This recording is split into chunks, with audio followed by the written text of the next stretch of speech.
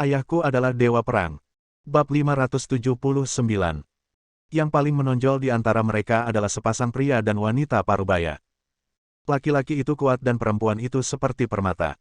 Mereka jelas kaya dan mulia. Mereka terlihat sangat cemas. Wajah pria itu penuh amarah. Wajah wanita itu penuh air mata. Wanita parubaya itu menahan tangisnya dan berkata, "Din Niu, kami. Putra kami benar-benar tidak dapat menyelamatkan kakinya. Bagaimana ini mungkin? Teknologi medis modern sangat maju, kami pasti dapat menyelamatkan kakinya. Ah, tidak peduli seberapa bagus para ahlinya, saya akan mempekerjakan mereka. Tidak peduli betapa mahalnya keterampilan medisnya, saya akan melakukannya. Tidak peduli seberapa bagus obatnya, aku menginginkannya. Keluarga Dongfang kami tidak kekurangan uang, tapi yang kami kekurangan adalah anak ini. Jangan biarkan apapun terjadi pada kakinya." Mengatakan itu, aku masih tidak bisa menahan tangis. Berbaring di ranjang rumah sakit adalah Dongfang Xingchen yang sangat tidak beruntung. Pria dan wanita parubaya ini adalah orang tuanya, Dongfang Cheng dan Li Hong. Din Niu menggelengkan kepalanya dengan senyum masam di bibirnya. "Kalian berdua, rumah sakit kami akan melakukan yang terbaik. Saya sudah memanggil ahli super dari Jerman untuk datang. Di saat yang sama, saya harap kalian sedikit bersiap. Lagi pula, kaki kalian tidak hanya patah. Rasanya seperti ditabrak ban truk. Kerusakannya sangat parah, tulang patah, kulit, daging, jaringan dan saraf rusak total. Cukup sulit untuk mengatasinya seperti sekarang. Jika kondisi tindak lanjutnya tidak baik, kemungkinan besar anggota tubuh tersebut perlu diamputasi, atau orang tersebut akan meninggal jika terinfeksi." Li Hong tidak tahan dengan rangsangan dan menangis. "Putraku berperilaku sangat baik dan patuh sejak dia masih kecil. Perilakunya di kota Yunhai sangat dipuji. Bagaimana dia bisa mengalami tragedi seperti itu? Guan Qianjun pantas mati. Dan Chen Yunhan itu, dia juga gila. Dia benar-benar mendengarkan Guan Qianjun dan memukuli kaki anakku seperti ini. Cheng, cari Chen Yunhan dan tanyakan padanya apa yang terjadi. Aku ingin dia membayar mahal. Bahkan jika dia adalah panglima tertinggi, dia tidak bisa menindas keluarga Dongfang kita seperti ini. Putraku adalah pewaris paling kuat dari keluarga Dongfang. Siapa di antara yang lain yang bisa menandingi putraku?" Saat dia mengucapkan kata-kata tersebut, dia merasa anaknya adalah orang nomor satu di dunia. Dongfang Cheng menggelengkan kepalanya dengan senyum masam di wajahnya. "Ketika saya mengetahui hal ini, saya segera menelepon Chen Yunhan dan menanyakan alasannya. Bagaimanapun, keluarga kami adalah teman keluarga, dan saya telah banyak membantunya dalam karirnya, jika tidak. Bagaimana dia bisa mengambil posisi komandan begitu cepat? Saya menghabiskan begitu banyak uang untuk membelikannya semua jenis obat ajaib untuk membantunya meningkatkan keterampilannya. Jika tidak, dia tidak akan mencapai level Dewa Perang Zhongji secepat itu. Ini keterlaluan." Li Hong segera bertanya, "Apa yang dia katakan? Apakah dia memberitahumu siapa Guan Qianjun? Atau apakah dia menggunakan mantra jahat untuk membuatnya begitu patuh hingga dia benar-benar mematahkan kaki anakku dengan pukulan mikro?" Dongfang Cheng menggelengkan kepalanya, dia tidak mengatakan apa-apa. Dia hanya mengatakan bahwa ini adalah rahasia dan meminta kami untuk tidak memprovokasi Guan Qianjun, tapi bagaimana ini mungkin? Kaki anak saya cacat. Di keluarga Nangong, Nangong Tianhao juga dipukuli hingga hampir berkeping-keping. Dia terbaring di bangsal lain dan belum bangun. Ayahnya Nangong Dewang juga sangat marah. Kedua keluarga kami. Mereka semua termasuk di antara 3 keluarga kaya di kota Yunhai. Jika 2 keluarga raksasa bergabung, tidak bisakah mereka mengalahkan Guan Qianjun?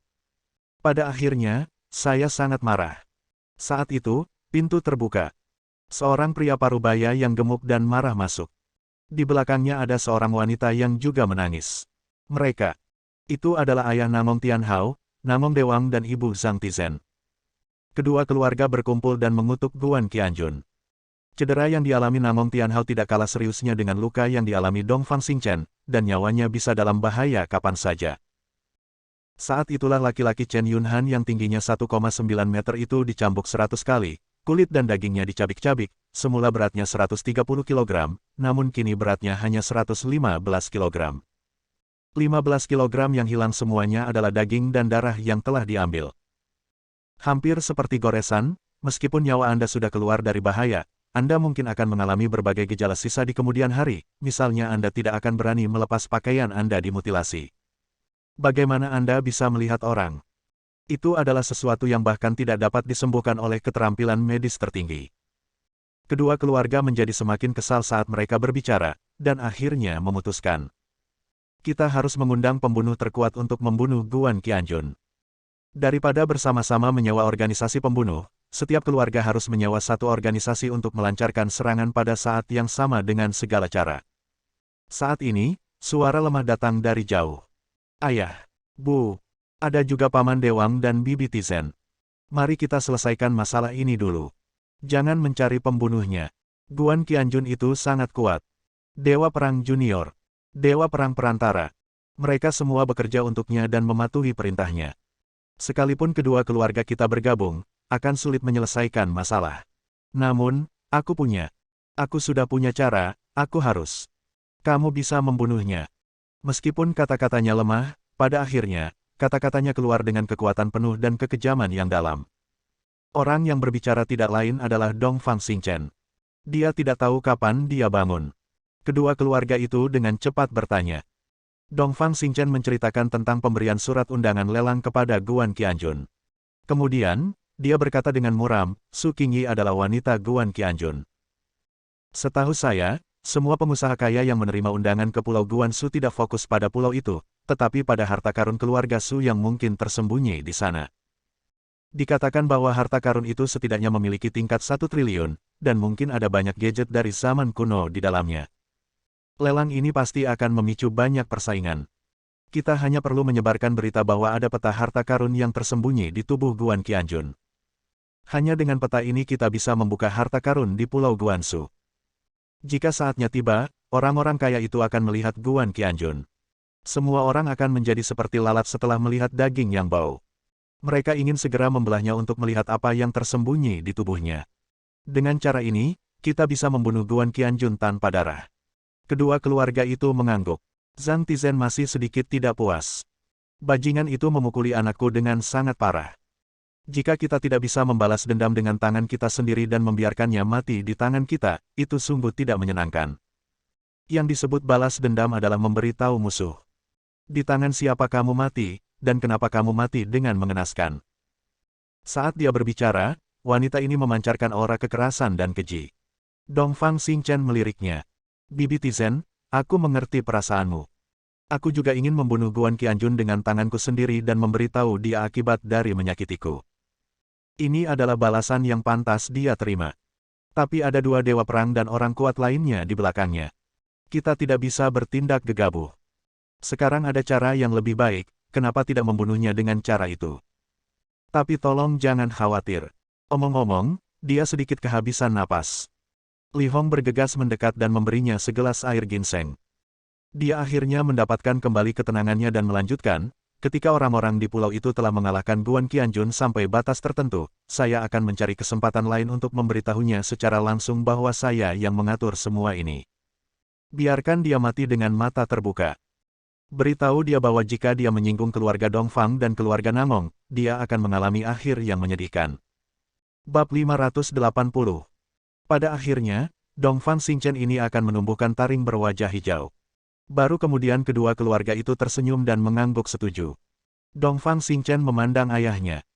Ayah, tugas kita sekarang adalah menyebarkan berita dan memberitahu orang-orang super kaya yang berpartisipasi dalam pelelangan bahwa anak buah Su Qingyi juga akan pergi, dan dia juga memiliki rahasia untuk menemukan harta karun itu. Kemudian, orang-orang kaya itu pasti akan menemukan tuan yang semakin kuat, menghabiskan banyak uang untuk membangun tim yang kuat, dan melancarkan serangan terhadap Guan Qianjun di Pulau Guansu. Ada begitu banyak orang kaya raya, betapa mengerikannya kekuatan yang bisa mereka gerakkan. Guan Qianjun. Bahkan jika ada 10 dewa perang yang melindunginya, dia tetap tidak bisa terbang. Dia pasti akan mati. Di akhir kalimat, roh jahat yang kuat mengalir dari kedua matanya. Saat ini, apa yang tidak pernah diharapkan oleh Dongfang Xingchen adalah bahwa rumor yang dia sebarkan hampir sama dengan kebenaran. Setelah Guan Qianjun mengucapkan selamat tinggal kepada Si Yunliang, dia tanpa henti ingin menemukan porselen biru dan putih. Itu adalah porselen biru dan putih yang dia beli dari Huang Jianfeng dengan harga tinggi di lelang barang antik. Jika memang ada harta karun di Pulau Guansu, porselen biru dan putih mungkin mengandung petunjuk. Porselen biru dan putih masih tersembunyi di rumah Shen Feixue. Itu villa kecil yang tua dan bobrok. Sebelumnya, Guan Qianjun tidak mengeluarkannya saat dia membawa pergi Qian-Qian. Harta karun tersebut masih terpampang di triplek dinding kamar tempat tinggalnya. Guan Qianjun sudah lama ingin mendapatkannya kembali. Tapi tidak pernah ada waktu. Sekarang sudah digunakan, saatnya mendapatkannya kembali. Saat itu, dia akan membawa porselen biru putih itu ke Pulau Guansu, mungkin dia akan membuat beberapa penemuan baru. Guan Qianjun juga sangat penasaran dengan kekuatan misterius yang dihasilkan dari porselen biru dan putih, yang hanya bisa dirasakan oleh Qian-Qian, jadi dia harus membawa Qian-Qian bersamanya ketika saatnya tiba. Pengalaman di Pulau Guansu juga akan menjadi pengalaman yang baik bagi si kecil yang lucu. Pasti akan ada hal-hal menarik yang terjadi, seperti perkelahian dan pembunuhan. Dia kembali ke pondok. Begitu saya sampai di depan pintu, saya mendengar suara makian datang dari dalam. Suara itu masih penuh kesakitan. Sumber suaranya adalah Shen Chang dan Su Yufeng. Su Yufeng menangis dan mengeluarkan suara yang memilukan. Guan Qianjun, orang yang membunuh 1000 pedang. Guan Qianjun, yang seharusnya dimasukkan ke dalam penggorengan di bawah gunung pedang. Dia menyebabkan kita begitu menderita, sialan. Jari-jari kakiku patah oleh mereka, dan jembatan dari hidungku juga bengkok. Aduh, tulang belakang leherku sepertinya patah menjadi 2 bagian. Aku tidak bisa meluruskan leherku. Apakah aku akan mati seperti ini? Mungkin besok pagi, Shen Chang, saat kamu bangun, kamu akan melihat tubuhku yang dingin. Lalu terdengar suara Shen Chang. Sama-sama penuh rasa sakit dan kesedihan. Apa kamu bercanda? Mungkin saat kamu bangun besok pagi, kamu akan melihat tubuhku yang dingin. Aku tidak bisa berdiri tegak sekarang, dan organ dalamku sepertinya hancur. Aku sangat kesakitan sampai mati, sungguh menyakitkan. Sialan Guan Qianjun. Guan Qianjun, orang yang membunuh 1000 pedang. Dia seharusnya dipotong-potong oleh 5 kuda dan dipotong-potong dengan 1000 pedang. Kami dipukuli dengan sangat parah sehingga kami tidak bisa bertahan. Aku tidak bisa bertahan. Bahkan jika aku selamat, aku tidak tahu bagaimana cara melihat siapapun. Kita akan menjadi bahan tertawaan seluruh kota Yunhai. Su Yufeng berkata dengan ketakutan, tidak apa-apa menjadi bahan tertawaan kota Yunhai. Apakah kamu tidak mendengar apa yang dikatakan orang-orang tua itu setelah mereka memukuli kita? Jangan biarkan mereka melihat kita lagi di masa depan. Pukul aku lagi dan lagi, setiap kali lebih keras dari sebelumnya, dan setiap kali lebih menyedihkan dari sebelumnya. Kali ini kami dipukuli sampai mati. Lain kali kemungkinan besar kami akan dipukuli sampai mati. Ya Tuhan! Semburan teriakan ini membuat Guan Qianjun yang berdiri di depan pintu sangat senang mendengarnya. Dia memegang kenop pintu, tapi tidak bergerak. Pintunya terkunci. Bagi Dewa Perang tertinggi, mencoba membukanya hanyalah sebuah trik kecil. Dia memusatkan sedikit kekuatan internal dan mengokang kait kunci ke dalam. Kemudian, dorong pintu hingga terbuka. Bau ramuan yang menyengat menerpa wajahnya, dengan sedikit bau darah. Kedua lelaki tua itu terbaring miring di atas sofa, dengan lebam dan lebam di hidung dan wajah, serta perban di mana-mana. Hal ini membuat Guan Qianjun merasa sedikit tidak nyaman, dan dia mengangkat tangannya untuk menyapa. Tiba-tiba, Su Yufeng dan Shen Chang sangat ketakutan hingga mereka melompat, menyentuh lukanya, dan meringis kesakitan. Su Yufeng berteriak dengan getir, Guan Qianjun, kenapa kamu kembali? Apakah kamu tidak punya kunci? Bagaimana kamu membuka pintu? Saat kamu pergi terakhir kali, kamu mengembalikan kuncinya. Shen Chang berkata dengan marah, dia pasti memberikan kuncinya secara pribadi sebelum dia pergi, jadi dia sekarang bisa membuka pintu dan masuk.